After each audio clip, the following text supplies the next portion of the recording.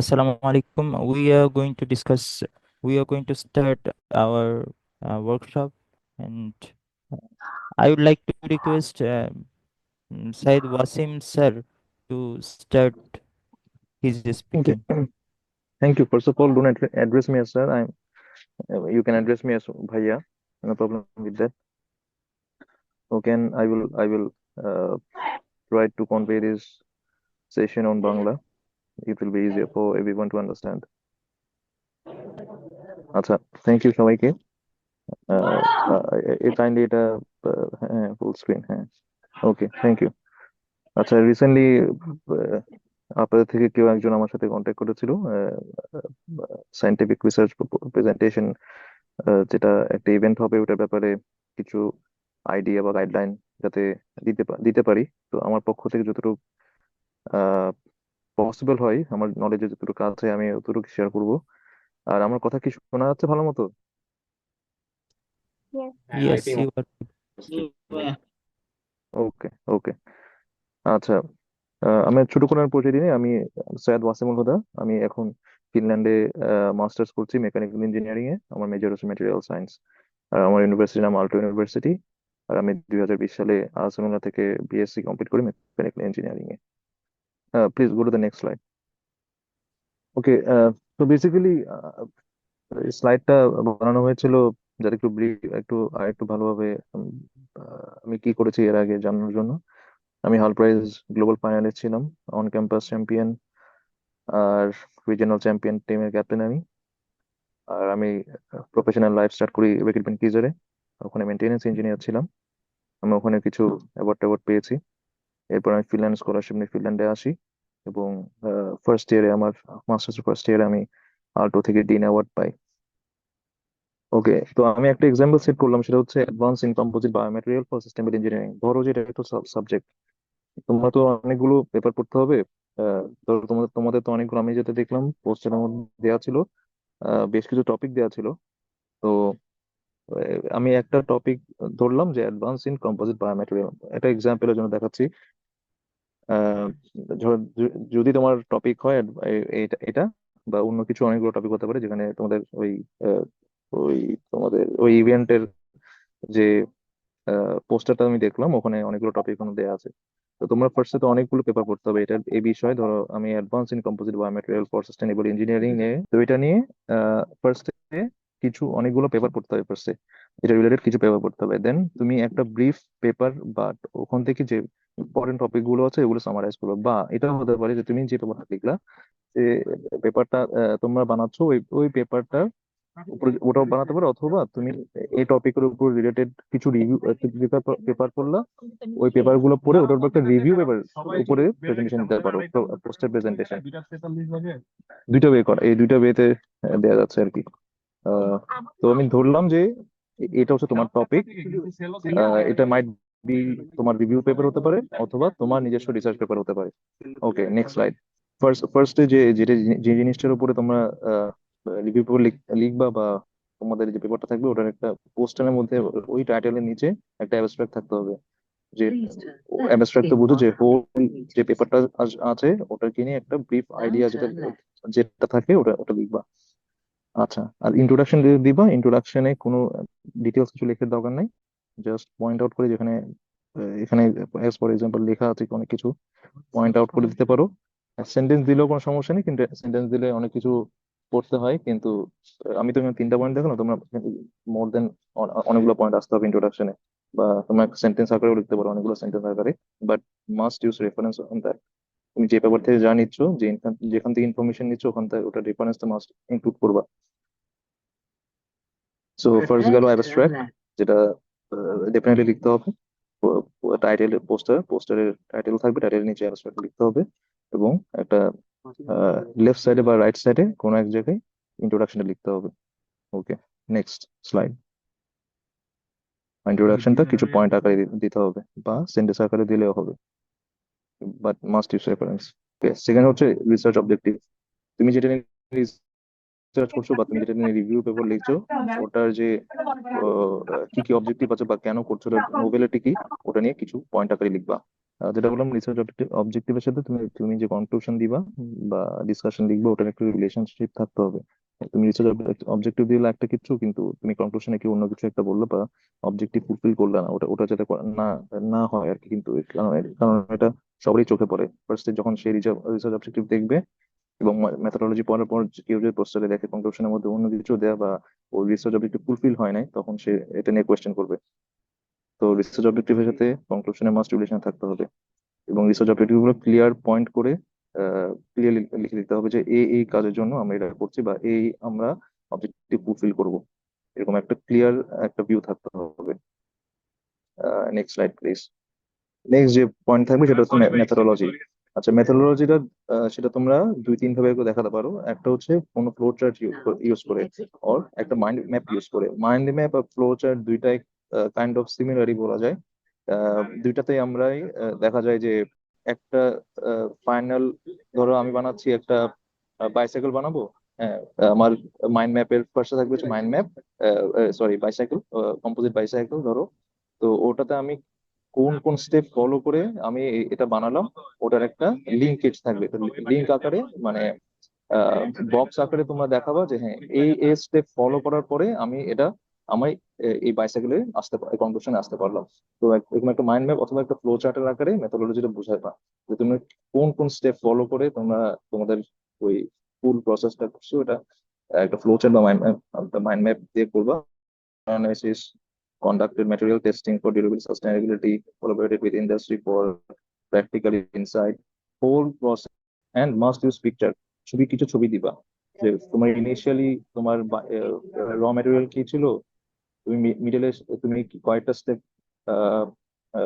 যাওয়ার পরে তুমি ওইটার ভিউটা কিরকম কিরকম হয়েছে, আর তুমি যখন কাজটা শেষ করলা তখন ওটা ফাইনাল প্রোডাক্টটা কি হলো, ওটা ফুল একটা একটা কিছু ছবি আকারে আহ, অবশ্যই দিবা। ছবিটা মাস্ট থাকতে হবে প্রেজেন্ট পোস্টারটার মধ্যে। Next slide. Okay, resonant analysis. লাস্টে আসে রেজোনেন্ট অ্যানালাইসিস। আর এগুলো অ্যারেঞ্জমেন্ট থাকে আর কি, যে একটা পোস্টারে তুমি তো A0 বা A1 পেপারে এটা করতে হয় বেসিক্যালি, বা আর একটু বড় পেপার হলেও হয়। কিন্তু তোমার তো অনেকগুলো মানে আনলিমিটেড স্পেস নেই যে তুমি আহ, যে কোনো জায়গায় করতে পারো। তো এমন একটা সিস্টেমে করবা, ধরো লেফট থেকে তুমি রাইটে যাচ্ছ বা রাইট থেকে লেফটে যাচ্ছ, এইভাবে করে পয়েন্ট। ধরো ফার্স্টে অ্যাবস্ট্রাক্ট লিখলাই, কিন্তু ইন্ট্রোডাকশন থেকে শুরু করলা। তুমি ইন্ট্রোডাকশন রাইটে লিখলা, লেফটে পরেরটা, দেন নিচে গিয়ে আরেকটা থাকবে, দেন আবার রাইটে চলে আসবে রেজাল্ট অ্যানালাইসিস। এভাবে করে করে একটা এস আকারে বা লেফট টু রাইট কম্বিনেশনে হোল প্রসেসটা এভাবে করে যাবে। কিন্তু এলো পাথারি করে যেন করা না যাবে, করা যাবে না যে তুমি ইন্ট্রোডাকশন লিখলে এক জায়গায়, মেথোডোলজি একটা আরেকটা কোনায়, এভাবে করলে হবে না। একটা একটা ক্রোনোলজি ফলো করতে হবে। রেজাল্ট অ্যানালাইসিস, তুমি যে রেজাল্ট গুলো পাবা ওগুলোর তো অনেক গ্রাফিক্যাল প্রেজেন্টেশন, গ্রাফিক্যাল একটা ভিউ থাকলে ভালো হয়, যে গ্রাফস আকারে। বা তুমি যে টেস্টিং রেজাল্ট পেলা ওগুলো আহ, না লিখে বা ওগুলো সেন্টেন্স আকারে না লিখে, যে তুমি কোনো ভিজুয়াল প্রেজেন্টেশন দেখাতে পারো, ভিজুয়ালি দেখাতে পারো ছবি টবি দিয়ে, গ্রাফ দিয়ে, তাহলে এটা আহ, বেশ ভালো হবে। আর এটাই অ্যাকচুয়ালি করতে হয় পোস্টার প্রেজেন্টেশনে। আর গ্রাফ যখন তুমি ইনক্লুড করবা, তুমি পয়েন্ট আকারে কিছু দিবা যে হ্যাঁ, তুমি এই গ্রাফ থেকে অ্যাকচুয়ালি কি কি বোঝাতে চাচ্ছ, ওগুলো পয়েন্ট আকারে লিখে দিবা, নট ইন সেন্টেন্স। পয়েন্ট আকারে করে ওগুলো এক্সপ্লেন করবা। Next slide. ওকে, নেক্সট হচ্ছে অ্যাপ্লিকেশন, যে রিয়েল ওয়ার্ল্ড অ্যাপ্লিকেশন, তুমি যেটা বানাচ্ছো ওটার অ্যাপ্লিকেশনটা কোথায়, এটা বোঝাতে হবে। কারণ পোস্টার প্রেজেন্টেশন, তুমি একটা পেপার বানালা, কিন্তু এটা নর্মাল রিসার্চ পেপারের মতো না যে মানুষ আহ, শুধু যারা সায়েন্টিস্ট তারা জানে, তারা পড়বে। অনেক ধরনের মানুষই পড়তে পারে এটা।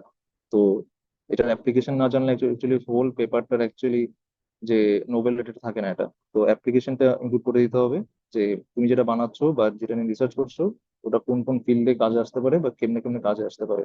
ওটা সেন্টেন্স আকারে লিখতে পারো, পয়েন্ট আকারে লিখতে পারো, এবং কিছু পিকচার ইউজ করতে পারো যে হ্যাঁ, এই অমুক অমুক ম্যাটেরিয়ালে আমি অমুক অমুক জায়গায় এটাকে অ্যাপ্লাই করতে পারবো। Next slide.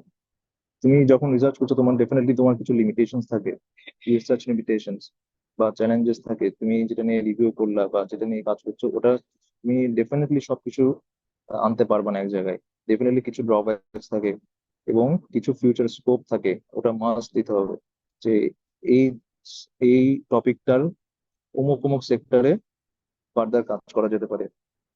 যেমন এখানে আমি এই স্পেসিফিক টপিকটার উপর যেটা চ্যালেঞ্জেস বা future work দিলাম সেটা হচ্ছে overcoming cost barrier for mass production, enhancing material compatibility and scalability, future research on hybrid composite।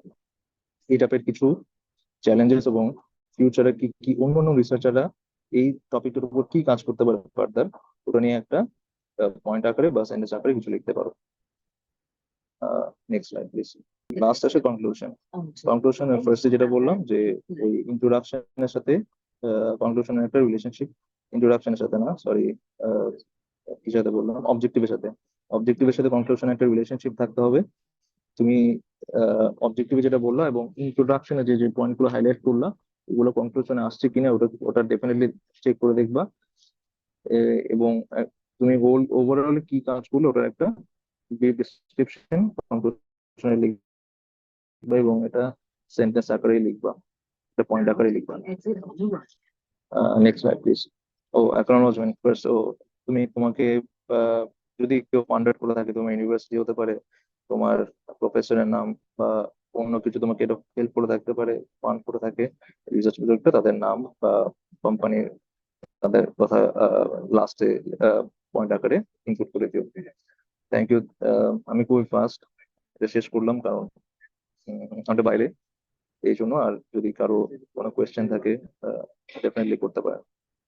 আসসালামু আলাইকুম ভাইয়া, আমার একটা জি কোয়েশ্চেন ছিল। সেটা হচ্ছে যে জি শিওর। অনেক ক্ষেত্রে যে দেখা যাচ্ছে যে যখন ইন্ট্রোডাকশন, অবজেক্টিভ, অ্যাবস্ট্রাক্ট এবং কনক্লুশন এই কয়েকটা পয়েন্ট যখন আমরা লিখতে যাই তখন একটু ডিফিকাল্টি ফেস করি, যে দেখা যাচ্ছে যে সবগুলোতে ঘুরে ফিরে খালি একই টাইপের কথা বা পয়েন্ট হচ্ছে মাথায় আসছে। তো এই ক্ষেত্রে কি কোনো স্পেসিফিকেশন আছে কিনা যে শুধু এই যে এরকম টাইপের পয়েন্ট হলে এটা শুধুমাত্র ইন্ট্রোডাকশনে অ্যাপ্রোপ্রিয়েট, এটা কনক্লুশনে ইনক্লুড করা যাবে না?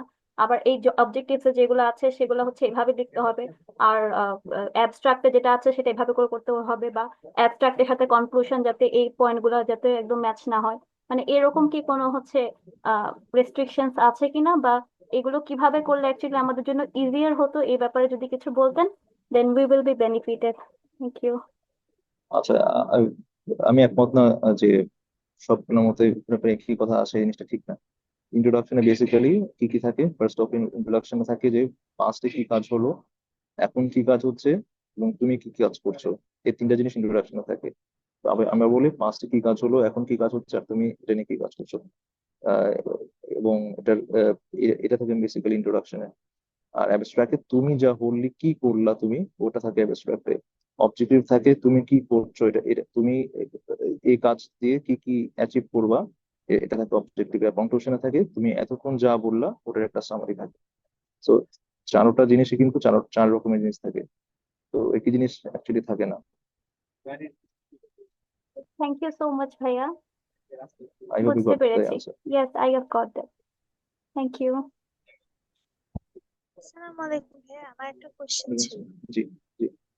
ভাইয়া মানে ধরেন আমার হচ্ছে টপিক আসলো স্পেসিফিক্যালি, আমাদের তো ওরকম টাইম নাই কোনো কিছু আর কি রিসার্চ পেপার ক্রিয়েট করা বা একটা পোস্টার প্রেজেন্টেশনের জন্য আর কি স্পেসিফিক টাইম নাই, কিন্তু আমরা হুম একটা রিভিউ পোস্টার তৈরি করতে চাচ্ছি।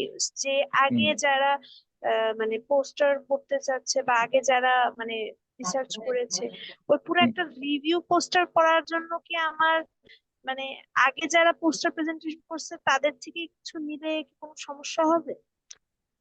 আগে যারা পোস্টার করো তাদের থেকে কিছু নেবেন না। পেপার তো অনেকগুলো আছে, অনেক নোবেল পেপার আছে, ওদের থেকে আপনারা নিজেরা নিজেদের মধ্যে কিছু বানাবেন, মানে ওই পেপারটার উপর রিভিউ করবেন। কিন্তু অন্য কারো পোস্টার থেকে কিছু না নেওয়ার জন্য আমি এনকারেজ করবো। তো হ্যাঁ ডেফিনেটলি এটা অল্প টাইমের মধ্যে নিচে পেপার বানানো পসিবল না। তো অন্য যদি কোনো পেপার থাকে, অনেকগুলো পেপার আছে, একটা টপিকের অনেকগুলো পেপার থাকে, তো একটা স্পেসিফিক পেপারের উপর রিভিউ করতে পারে, ওটার উপর রিভিউ পোস্টার বানাতে পারে। থ্যাংক ইউ ভাইয়া।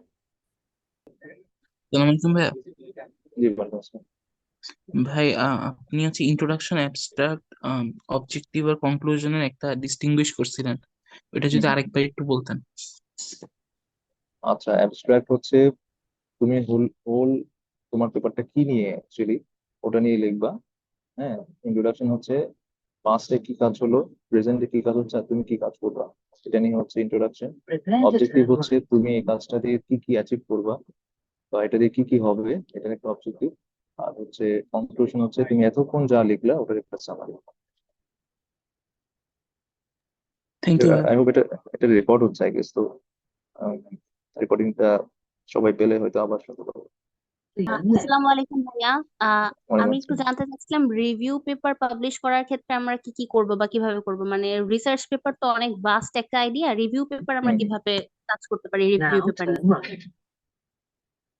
নর্মাল নর্মাল আপনি পেপারে যা করেন রিভিউ পেপারে তাই করতে হয়। রিভিউ পেপার আমি নিজে কোনোদিন রিভিউ পেপার করি নাই, তো এই ব্যাপারে আইডিয়া আমার কম। তো আই হোপ যে নর্মাল যে পেপারে থাকে ওভাবেই হয়তো করতে হয়। Now turn left and then immediately turn left again. না ভাই, একটু বাকি। আমরা ডাইরেক্ট চলে যাচ্ছি নাকি? ডাইরেক্ট চলে যাচ্ছি। আচ্ছা, next.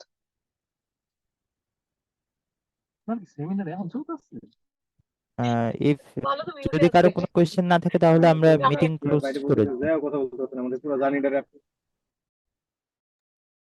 Okay, thank you, Syed Wasim Bhaiya, for joining this workshop, and his insightful discussion has benefited us a lot. And thank you. খুবই খুবই অল্প টাইম ছিল, ট্রাই করলাম খুব ফাস্ট ফরওয়ার্ড যেতে, এর জন্য সরি। আই হোপ সামনে টাইম থাকলে হয়তো আরো ডিটেলসে কথা বলা যাবে ইনশাআল্লাহ। okay, thank you everyone for joining this workshop, and hope that you have benefited from this session. And this workshop is over here. Thank you. Thank you.